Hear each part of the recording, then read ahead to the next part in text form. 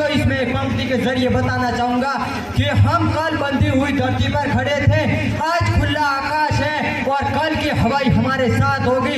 यह भारत में विकास हुआ है, यह भारत ने संघर्ष किया है, यह भारत ने प्रगति की है। तो साथियों, हमारे माननीय प्रधानमंत्री श्री नरेंद्र भाई मोदी ने एक नारा दिया है कि सबका साथ सबका विकास। उनके जरिए, उनकी योजनाओं के माध्यम से हमारे तक कहीं कहीं सुविधाएं आती है। साथियों, यह सब जानना हमारे लिए जरूरी है, क्योंकि अब भारतवर्ष को दुनिया एक गौरव भरी और आशा भरी नजर से देख रहा है। यह सब हमारे युवाओं को जानना बहुत जरूरी है। और हमारे माननीय श्री कोई भूमि का टुकड़ा नहीं है, एक जीता जागता राष्ट्र पुरुष है। भारत कोई भूमि का टुकड़ा नहीं है, जीता जागता राष्ट्र पुरुष है।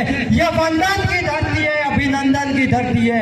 यह वंदन की धरती है, अभिनंदन की धरती है। इसकी नदी नदी हमारे लिए गंगा है, उसका कंकण कंकण हमारे लिए शंकर है। हम जिएंगे तो इस भारत के लिए और मरेंगे तो इस भारत के लिए। और मरने के बाद गंगा नदी में हमारी अस्थियों को कोई कान लगाकर सुनेगा तो एक ही आवाज आएगी कि भारत माता की जय। तो साथियों, मैं अब आजादी के बारे में आपको बताना चाहूंगा कि आजादी का असली मकसद वही समझ सकता है जिसने कभी गुलामी की हो।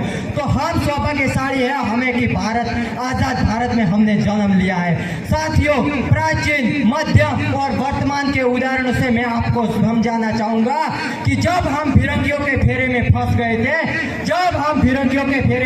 गए थे, तो रंगने बसंती झोला की आवाज से लोगों के टोले उमटाते थे और उनके वंदे मातरम के नारों से खून में आने वाला 5 डिग्री का तापमान अंग्रेजी हुकूमत को हिला देता था। साथियों, तब देश बलिदान मांगता था, तब देश मर जाने को कहता था, तब देश मिट जाने को कहता था।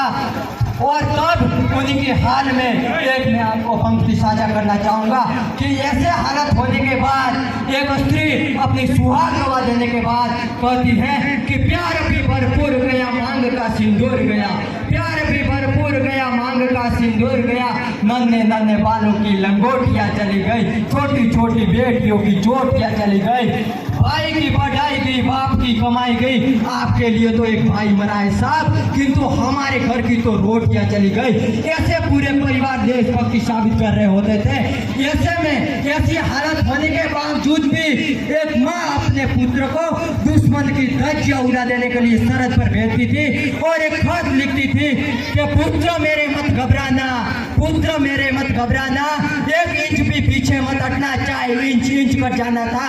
ऐसे पूरे परिवार देशभक्ति साबित कर रहा था, देश बलिदान मांगता था, देश मर जाने को कहता था, देश मिट जाने को कहता था। लेकिन आज देश बलिदान नहीं मांगता, देश मर जाने को नहीं कहता, देश मिट जाने को नहीं कहता। लेकिन आज देश जो युवा अपनी ईमानदारी, लगन, संघर्ष और मेहनत के साथ पूरे देश में काम करे तो वही सच्ची देशभक्ति है, वही सच्चा राष्ट्र प्रेम है। साथियों, मेरे 1 मिनट की पंक्ति बाकी रह गई है कि राष्ट्र निर्माण की। तो राष्ट्र निर्माण हमारे देश में कैसे संभव होगा?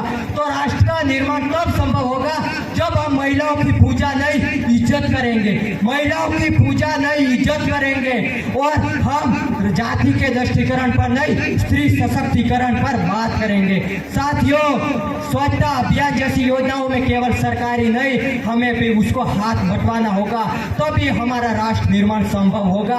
और असल में एक नारा है कि हमारा देश में जो गरीब बच्चा है वो सरकारी स्कूल में केवल मध्याह्न भोजन के लिए नहीं, लेकिन शिक्षा के लिए स्कूल में जाएंगे।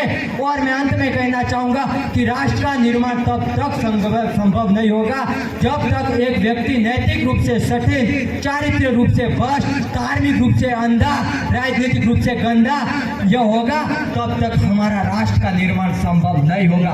मैं अंत में सैल्यूट करना चाहूंगा इस जवानों को, मीडिया को, प्रशासन को, पुलिस को, किसानों को, हर उस व्यक्ति को जो हमारे देश के लिए अच्छी ईमानदारी संलग्न के साथ हमारे देश में कार्य कर रहे हैं। साथियों, मैं उस मंच पर अंतिम बार इस जिम्मेदारी से कहना चाहता हूँ कि हम सब साथ मिलकर, आप, मैं, हम साथ से मिलकर इस राष्ट्र निर्माण में योगदान देंगे तो हमारा राष्ट्र विश्व गुरु बनने से कोई नहीं रोक सकता। साथियों, अंत में बस इतना कहूंगा कि भारत मेरा मान था, महान है और महान रहेगा।